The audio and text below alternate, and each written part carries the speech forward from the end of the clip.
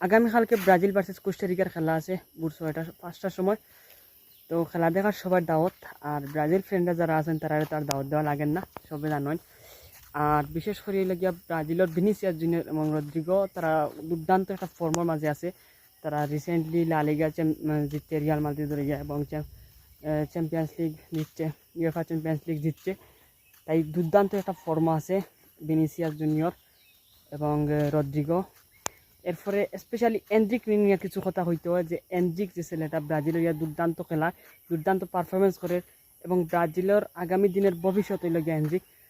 আশা করি আগামীকালকের যে ম্যাচ হইব ম্যাচে ব্রাজিল জিতবো, ভালো একটা ব্যবধানে জিতবো।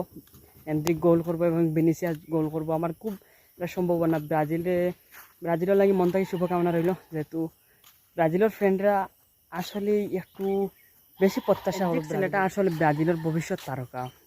ব্রাজিলের সব ফ্রেন্ডরা এন্ড্রিকর দিকে তাকাইয়া থাকবা যে এন্ড্রিক একটা ভালো খেলা দিব, ভালো ম্যাচটার জয়ের একটা বড় অবদান রাখবো। সব মিলিয়ে ব্রাজিল আস্তে আস্তে তারা নিজেদের যে পুরানা যে ব্রাজিল আছিল সেই ব্রাজিলে তারা নিজেদের স্থানে যাওয়ার চেষ্টা করে। আর নেইমার নাই, নেইমার তো ইনজুরির কারণে নেইমার নাই। তাও হতাশার কিচ্ছু নাই, ব্রাজিল আশা করি জিতবো আগামীকালকের ম্যাচে। ব্রাজিলের জন্য শুভকামনা রইল। আর সব প্রস্তুত থাকুক আগামীকালকে ম্যাচ দেখার জন্য।